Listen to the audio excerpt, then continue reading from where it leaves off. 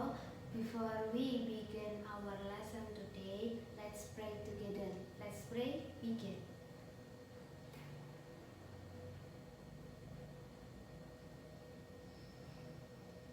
Selesai? Nah, before we begin our lesson today, who has present today? Please raise hand up and say present like that. Okay? The first, Alisa. Present, Miss. Mudia. Present, Miss. Habib. Sick. So the last, Malika. Sick. Okay, good question for them. So before we begin our lesson today, I want to read about learning objective. The first, read and explain the number of fi'liyah and the ismiyah sentence. Second, distinguishing the fi'liyah sentence and the ismiyah sentence. And the last, provide an example of the ismiyah sentence and the fi'liyah sentence. So we move into our material about tarkib or ismiyah sentence and fi'liyah sentence. So ismiyah sentence, as the name implies, the numbers of ismiyah is the numbers of sentence that begins with isim or noun. In the English sentence, in the English language, this sentence consists of the arrangement of mubtada and khobar. Mubtada is subject in Arabic because being a subject, mubtada has several characteristics. Namely, first, it must be ma'rifah or a special or sentence or specific word, not general. For example, a person's name, a person, cat, or a person of animal. So including the letters alif plus lam. And the second, the sign of i'rab is rafa. So while khobar is a predicate, which is tasked with explaining the state of mubtada or subject. Khobar can be in the form of word or clauses. The characteristic of khobars are: one, must be nakirah or common word. Second, khobar also has the sign i'rab or rafa. It's the same like mubtada before. So mubtada and khobar must have the same nature.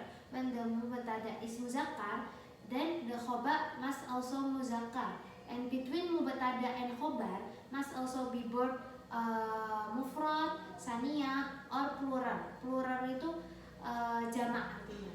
Jadi bisa mubtada dan khobar itu tuh saling keterkaitan gitu.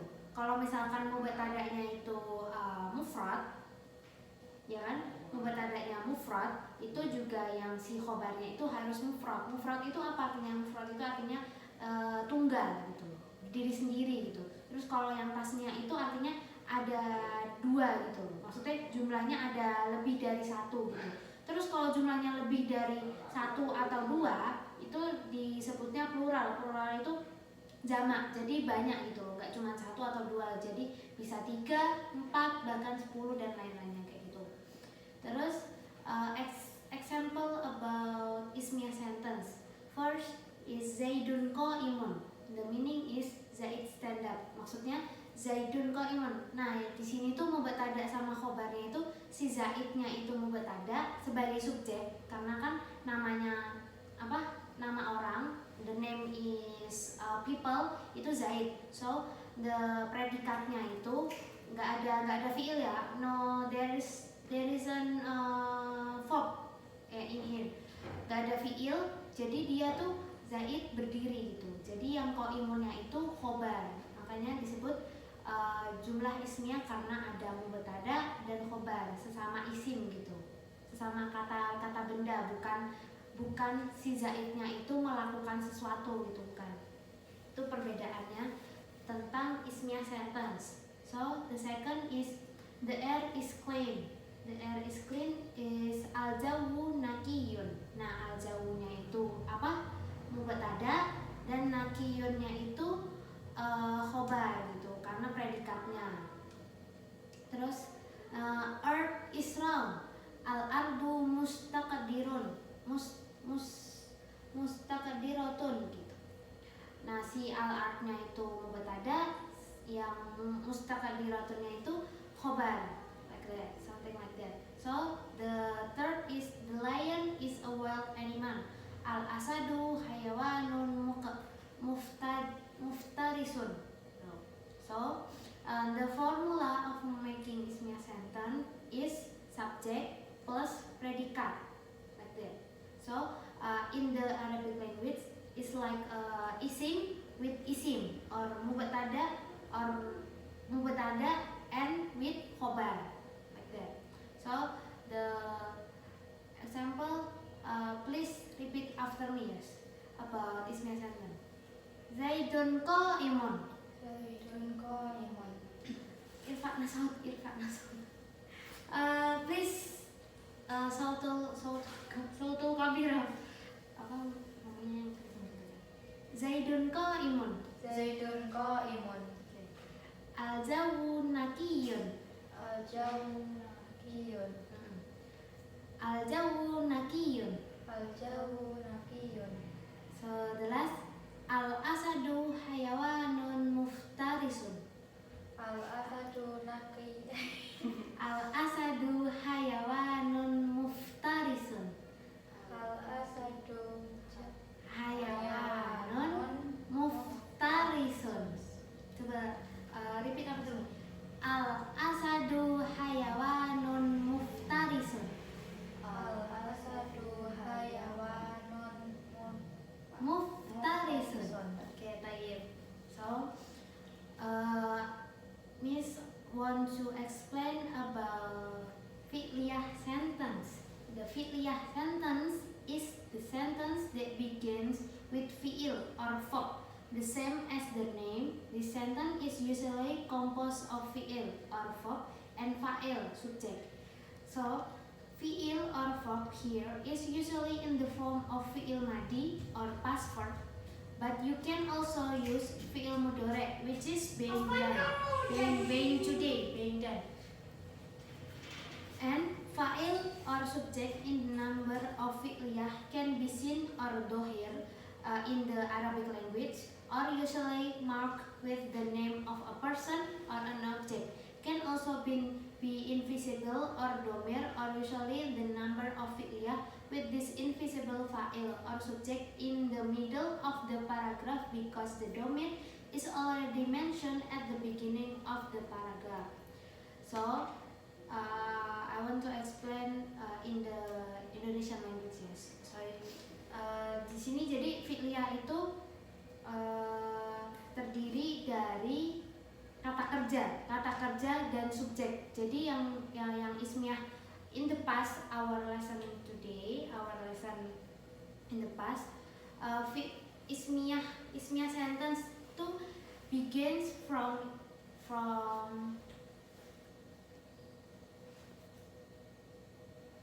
isim and isim. So, and in the fi'liyah sentence itu is like a verb and fa'il. Fi'il and fa'il is like a verb and subject.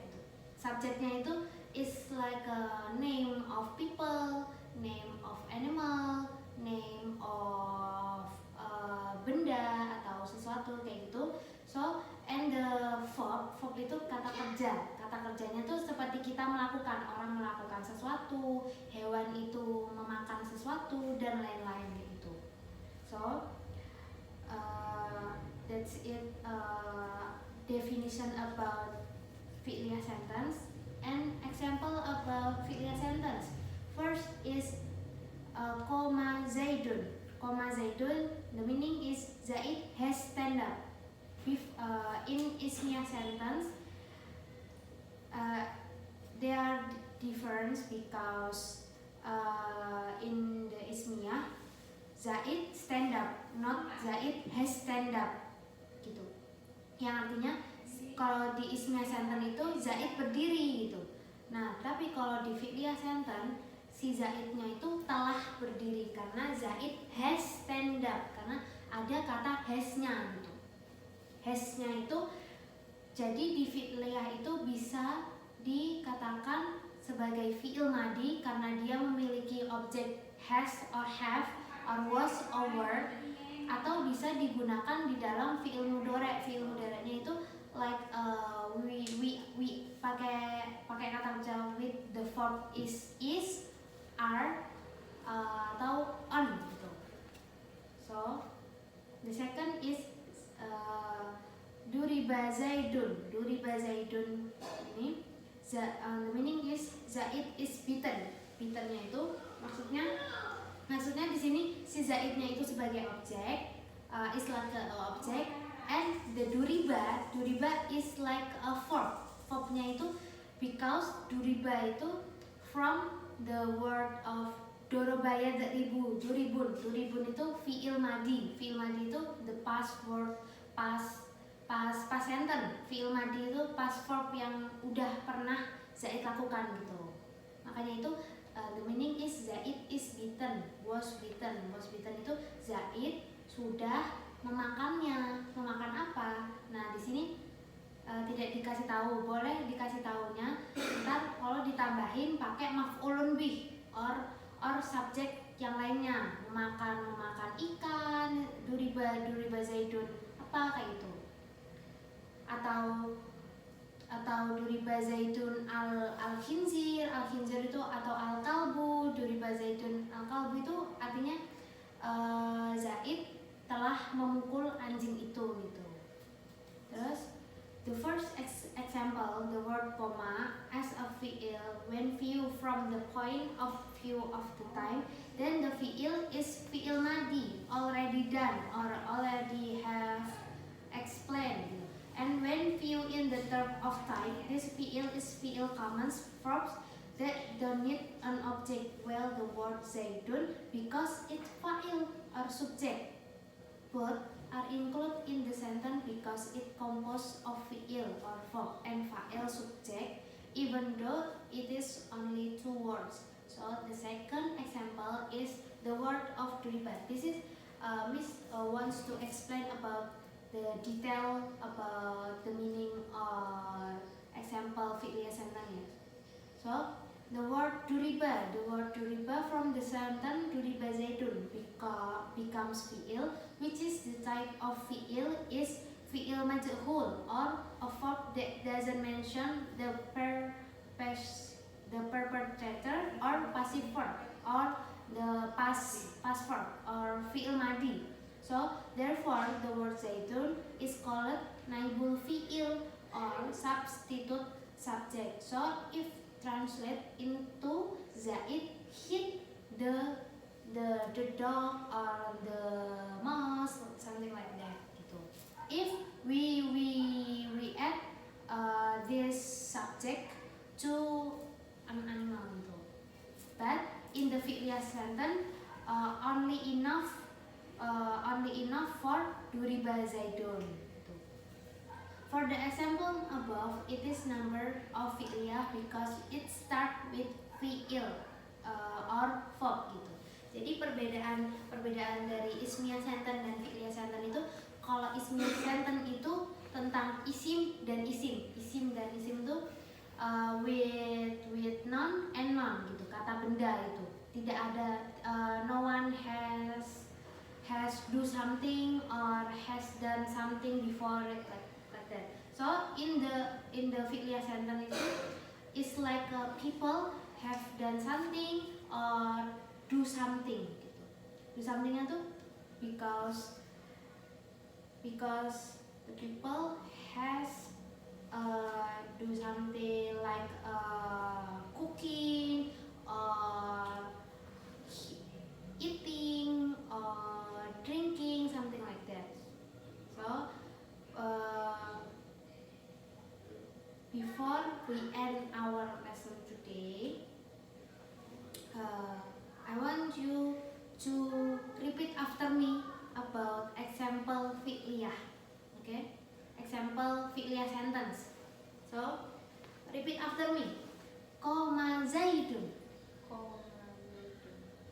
Repeat after me, ayah coba. Qoma zaidun. Qoma zaidun. Okay. Duriba Zaidun. Duriba Zaidun. Okay, thank you for following after me. So, before we end our lesson today, I want to ask you the first question belongs to Alisa. Please explain about Ismiyah sentence and give me the example about Ismiyah sentence. That begins with Islam example. Please, the sound is itu bigger. Oh. That begins with Islam example. Zaidun qa'imun. Okay, thank you, Miss Alisa. So the second question belongs to Mutiara.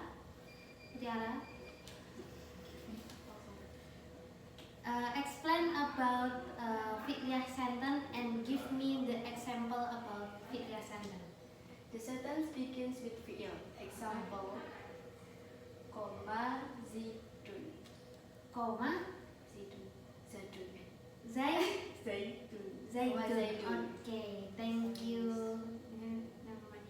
Thank you, Miss Mutia. So that's it. That Miss can explain about tarkib or tarkib Arabic language. So maybe until here. Thank you for attention. Wassalamualaikum warahmatullahi wabarakatuh.